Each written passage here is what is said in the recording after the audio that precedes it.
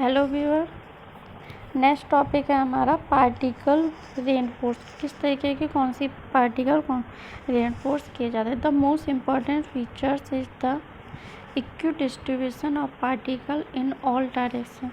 जो पार्टिकल आपके सभी डायरेक्शन में इक्वली डिस्ट्रीब्यूट हो जाएंगे वो पार्टिकल हम रेनफोर्स प्रोडक्ट मैन्युफैक्चरिंग में यूज़ करते हैं। The strength of the warning at matrix particle interface detects the mechanical properties of composite.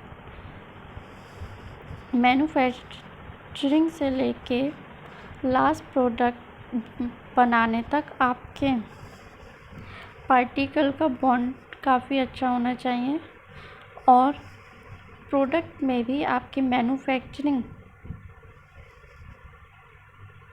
Strength से अधिक स्ट्रेंथ रहती है, तभी हम पार्टिकल्स रेनफोर्स करते हैं। नहीं तो हम पॉलीमर रेनफोर्स का फाइबर रेनफोर्स का यूज़ करते हैं। स्ट्रक्चर कंपोजिशन प्रोसेस हमारा 2 टाइप से होता है, laminar composite and sandwich composite. Laminar composite में आपके सीट बाय सीट पैरेलल में सीट कंसिस्ट ऑफ सीट और पैनल। सभी सीट्स आपकी एक के ऊपर एक लेयर रहती है, जैसे आपका प्लाईवुड होता है। प्रॉपर ओरिएंटेशन रहता है, सीमेंटेड टुगेदर विद रेजिन के साथ आपस में कंबाइंड रहता है। High strength in multiple direction, सभी डायरेक्शन में स्ट्रेंथ पावर बहुत अधिक रहती है। जैसे कि आपका प्लाईवुड आप कहीं से भी कट कर लीजिए, उसमें सभी हर एक पार्ट पे इक्वल स्ट्रेंथ मिलती है, इक्वल लेयर मिलती हैं, प्रॉपर्टीज़ आपकी सेम रहती है। ना आपकी मैकेनिकल प्रॉपर्टीज़ है, ये आपकी physical properties. Mainly mechanical properties पे डिपेंड करता है। फ़िज़िकल प्रॉपर्टीज़ तो हमें जिस शेप का चाहिए वो चाहिए, उस तरीके से हम सेपरेट कर लेते हैं लेयर्स को। सैंडविच कंपोजिट में 2 strong planes with a less dense layer in the middle called core.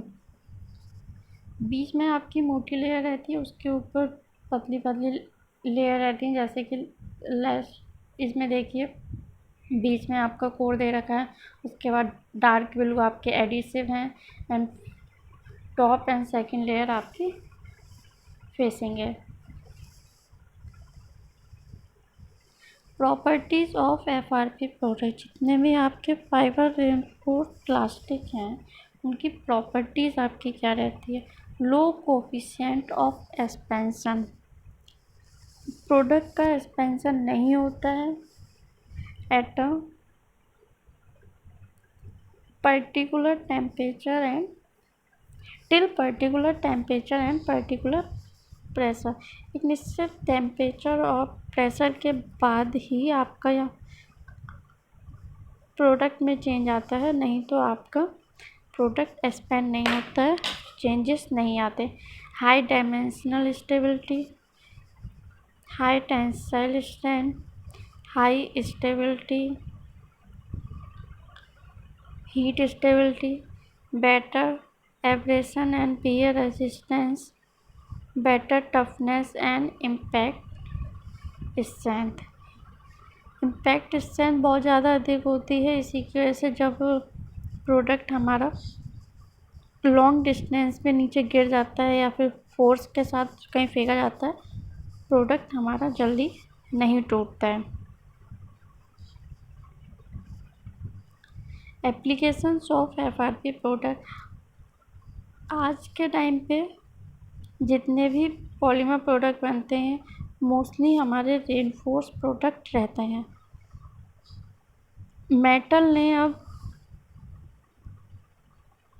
Metal का प्रयोग ज़्यादा ना होके अब प्लास्टिक का प्रोडक्ट अधिक किया जाता है, क्योंकि जहाँ पे हमें मेटल यूज़ करना है, मेटल हमारा बहुत अधिक भारी हो जाता है,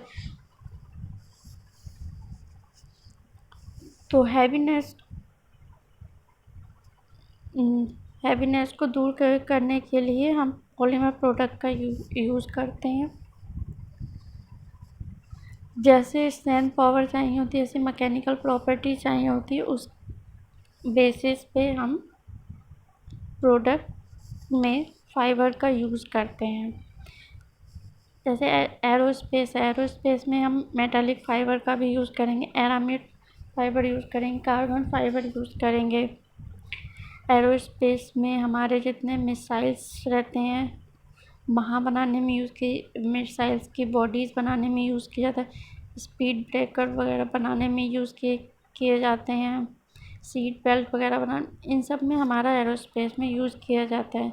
missile tech, automotive, high speed machinery, जो मशीन्स हमारी हाई स्पीड में चलती हैं वहाँ पे भी हमारा यूज़ किया जाता है, क्योंकि वो हीट रेजिस्टेंट होती हैं, लो थर्मल एक्सपेंशन रहती हैं, तो वहाँ पे भी हमारे रेनफोर्स प्रोडक्ट का यूज़ किया जाता है। Equipment parts, mainly equipment parts में जो बॉडी रहती है इक्विपमेंट की, उसके लिए यूज़ किया जाता है। बाकी तो अंदर जो मशीनरी रहती है, मेन मशीन रहती है, मशीन का मोटर वगैरह पार्ट रहेगा, वो तो हमारा मेटल का बनाया जाता है। मेनली जो बॉडी होती है, बॉडी हमारी इक्विपमेंट पार्ट की, वो हमारी रेनफोर्स प्रोडक्ट्स से बनाई जाती है। कूलर, प्लास्टिक के आपके कूलर्स आते हैं, स्विच है, टॉयज़ में यूज़ होता है।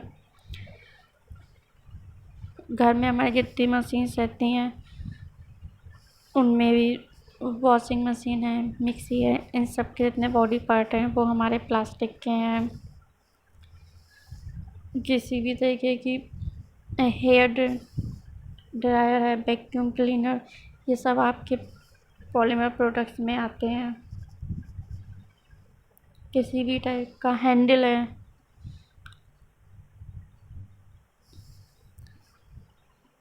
इक्विपमेंट का, उसमें यूज़ किए जाते हैं। ऑफिस केबिन जो हमारी सीट लगती है, पीवीसी सीट वगैरह, फाइबर सीट, उसमें यूज़ किया जाता है। रूफ में यूज़ करते हैं, रूफ में जो फाइबर सीट पड़ती हैं। विंडोज़ में फाइबर सीट रहती हैं। अब तो डोर भी बनने लगे, इन सब में हमारा यूज़ किया जाता है। रूम इंसुलेशन प्रोडक्ट का यूज़ ना, पर जो हमारे बायर्स होते हैं, बायर्स की कवरिंग हमारे पॉलीमर्स की रहती है, तो इन सारे प्रोडक्ट्स में यूज़ किया जाता है। Thank you so much.